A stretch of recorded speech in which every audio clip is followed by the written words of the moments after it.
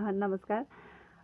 खासमा कुरा के भने नि कुनै पनि एउटा कुरा हुँदाखेरि अब मान्छेले कुन तरिकाले बुझ्छ त भन्ने कुरा हो। भनेको मतलब एउटा कुनै सिचुएसन भयो भने त्यो सिचुएसनलाई सबैको बुझाइ चाहिँ एउटा फरक हुन्छ कि आफ्नो आफ्नो भ्यूबाट हेरेर हुन्छ नि त उसले। अनि त्यो भनेको चाहिँ एउटा क्षमता पनि हुन्छ, आफ्नो क्षमता कस्तो तरिकाले बुझ्ने भन्ने त्यो चाहिँ आफ्नो आफ्नो भित्री क्षमता हो होइन। वास्तवमा भएको के भने हिजो म बसमा आउँदै थिएँ, अफिसबाट घर फर्किँदाखेरि एकदमै भिड थियो क्या बस चाहिँ। अनि ठ्याक्क त्यो बस चढ्ने ढोकाको सिडीको दाहिनेपट्टि चाहिँ एकजना बुढी आमा बस्नु भएको थियो।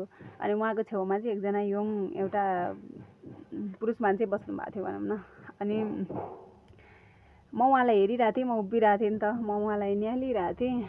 आमा झट्ट हेर्दाखेरि चाहिँ एउटा ग्रामीण ठाउँबाट आउनुभएको जस्तै उहाँको ड्रेसअपहरू, लुक्सहरू, त्यो उहाँको त्यो जे के भन्ने बडी स्ट्रक्चरहरू, उहाँको हात खुट्टाको अब स्किनहरू हुन्छ नि, त्यो हेर्दाखेरि चाहिँ आमा एकदम गाउँमा बस्नुहुने अनि उहाँ काम गर्नुहुने आमा काम गरेर एकदम अब अलिकति एज हुँदाहुँदै पनि अलिकति एजेड देखिनु भएको जस्तो हुनुहुन्थ्यो। अनि उहाँलाई हेरिरहेको थिएँ।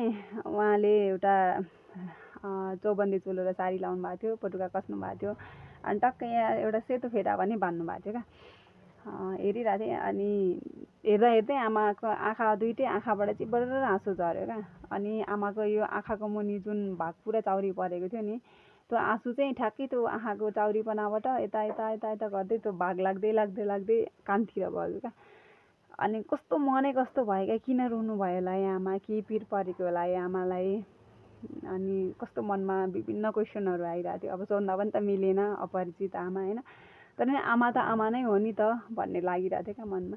अनि अब भिडभाड भयो, त्यो पछि त्यति हेर्दै र त्यो मनमा त्यही मात्रै कुरा खेलिरहेको थियो। अनि आएँ, गाडीबाट ओर्लेर आइसके पछाडि चाहिँ अब के गरौँ कुसमुकुस भइरहेछ कि। अब त्यसको एन्सर भेटा भए त ठिकै थियो। कुनै पनि कुरा मनमा एकदम खेलिरह्यो भने त्यसको एन्सर भेटेन भने कस्तो हुन्छ नि, हजुरहरू सबैले भोग्नु भएकै छ होइन। अनि त्यो कुरालाई चाहिँ आएर मैले अब जस म लेख्छु, यो जे होस् मलाई लेख्न मन लागेको कुरा म शब्दमा उतार्छु भनेर मैले एउटा सानो लेख भनौँ के भनौँ, अब कविता सविता कथा जस्तो त होइन, जस्तो फ्लोमा जान्छ त्यो त्यही तरिकाले मैले त्यो कुनै पनि यसलाई यो हो भनेर लेखिनँ। मलाई जसरी लेख्न मन लाग्यो त्यो तरिकाले लेखेँ। एउटा सानो लेख लेखेको छु। थाहा छैन को आमा हो, उहाँ एकदम खुसी हुनुहोस्, ह्याप्पी हुनुहोस्। मनैदेखिको धेरै धेरै धेरै धेरै धेरै धेरै शुभकामना छ उहाँलाई होइन। मेरो लेख चाहिँ यसरी सुरु गरेको छु है, मैले सुन्नु होला, प्रतिक्रिया दिनु होला है त कस्तो छ भनेर पनि। मैले शीर्षक चाहिँ आमा भनेरै दिएको छु होइन।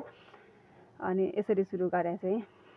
आमा, तिमी जो हौ जसकी थियौ तिमी आमा नै हो। आमा, तिमी जो हौ जसकी थियौ तिमी आमा नै हो, तर तिमी रोयौ।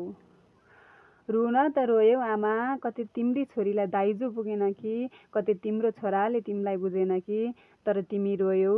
रुन त रोयौ आमा, कतै मुटुको दुखाइ सहेनौ कि, कतै गानो बाटो पार भएनौ कि। यत्रो जमात यत्रो भिड बिचमा तिम्रो गह बिजे आमा। यत्रो जमात यत्रो भिड बिचमा तिम्रो गह बिजे आमा। छेउमै बसेको छोरालाई उडाउन आएर हो कि, पशुपतिमा फुल चढाउन पाएर हो कि, तर तिमी रोयौ। रुन त रोयौ आमा, पराई घरको किचलो सहेकी छोरीको याद आएर हो कि, बिछोडिएका सन्तानसँग भेट्न पाएर हो कि। रातो फरिया ढाकाको चौबन्दी, सेतो फेटा बनेको गाम्छाले ओइरिरहेको खहरेलाई आफ्नै गालाका भित्ता सुकाएर बनाएको कुलोबाट कानतिर कटायौ, तर तिमी रोयौ। रुन त रोयौ आमा, दम रोगी बाबैको खोकीले झस्कायो कि, कतै मुखाले बुहारीको वचनले चस्कायो कि। तिम्रो बालापन तिम्रो यौवन पक्कै इन्द्रकमल थियो। तिम्रो बालापन तिम्रो यौवन पक्कै इन्द्रकमल थियो। त्यसैले त 60 नागिसक्दा पनि तिम्रो मुहार धपक्क बलेको छ। तिम्रो त्यो उज्जवलता प्रष्टै देखिन्छ।